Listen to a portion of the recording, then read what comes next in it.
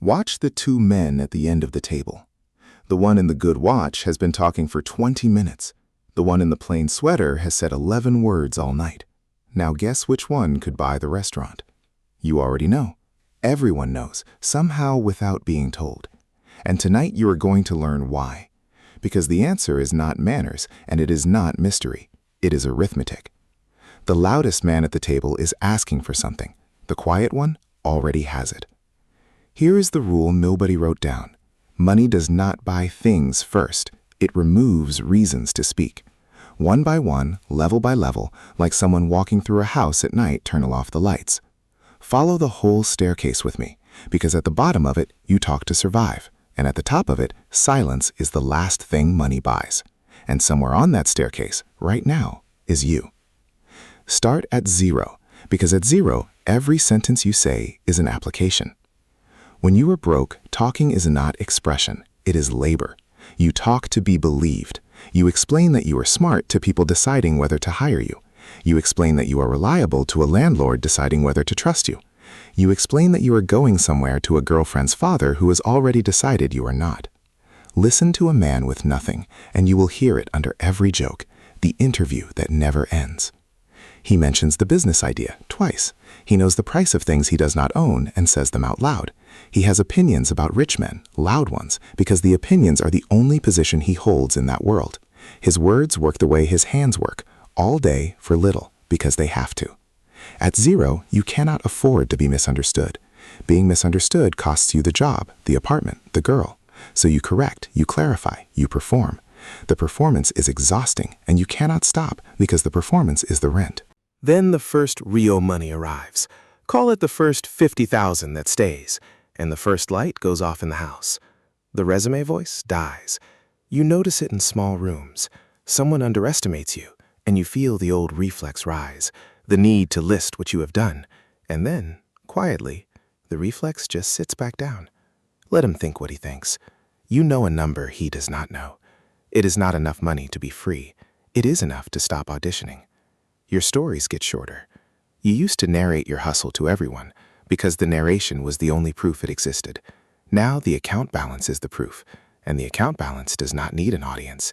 This is the first silence, and it surprises you. Nothing to defend tonight. You almost do not know what to do with your mouth. But you still complain. Oh, you still complain, because complaining is the voice of a man who has to stay. The boss is unfair, and you say so. At dinner every week, because you cannot leave the boss. The rent goes up, and you announce it like weather, because you cannot leave the building. A complaint is a request with no address on it. It is what asking sounds like, when asking has given up. Then comes the level where leaving becomes possible. Somewhere past the first 150,000 invested, working quietly, the math starts covering months of your life without you. And the second light goes off, the asking voice. You stop asking permission in that tone, the careful one, the one that apologizes before the sentence starts.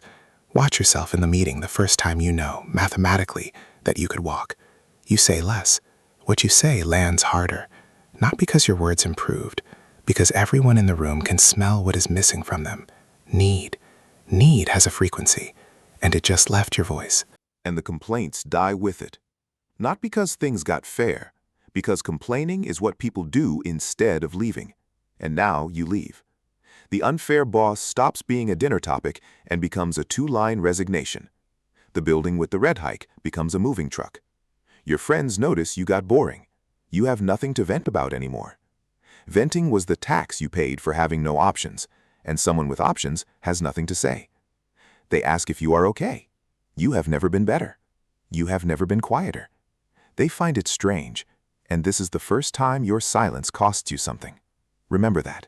It comes back. The next light is the expensive one, impressing. Here is the strange curve nobody warns you about. Men earning $80,000 a year dress louder than men worth $8 million. The logo phase, the mentioning phase, the parking where it can be seen phase, that is the middle of the staircase, not the top.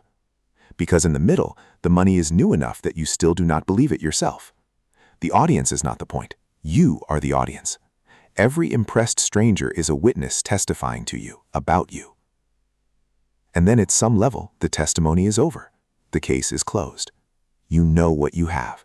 It has been true for enough years that it is just weather now. And the impressing voice, the most tiring voice a man ever uses, goes silent. The watch gets plainer.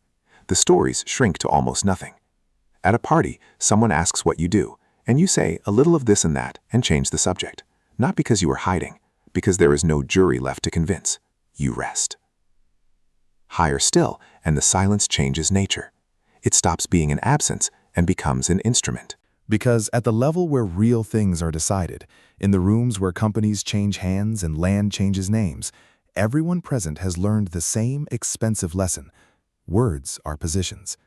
Every sentence you speak tells the other side where you stand, what you fear, how much you want it.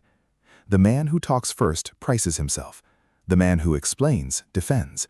The man who is silent makes everyone else do both. You learn that words have invoices now.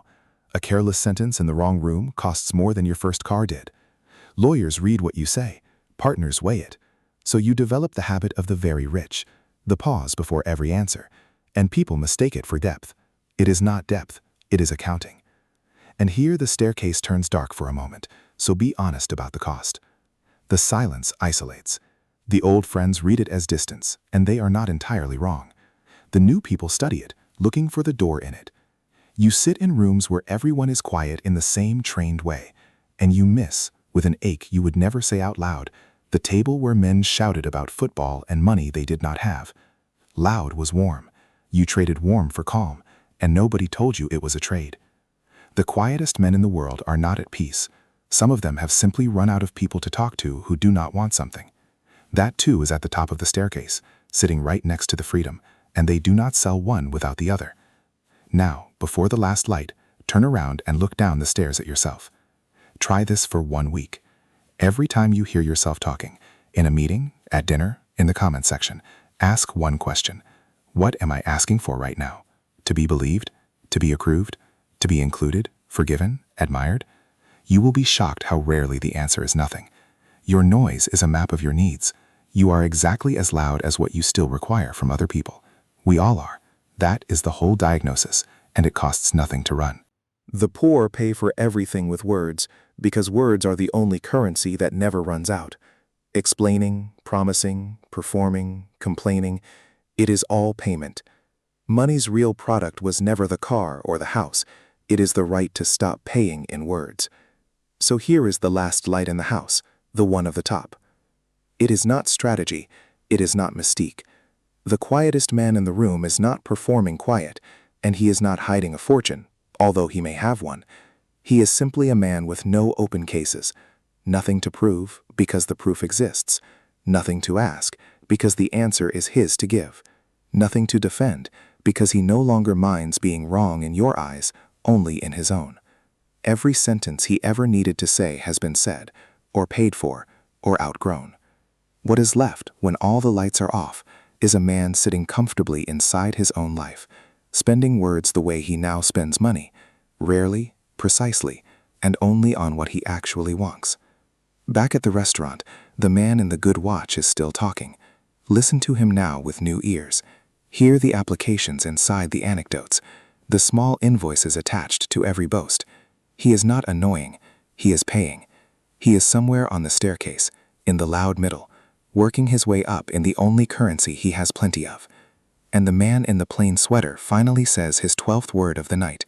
It is the tip amount, to the waiter, and it is generous, and it is the only number he has said out loud all evening. The loudest man in the room is asking. The quietest man already answered, years ago. Silence was never the absence of something. It was the last purchase.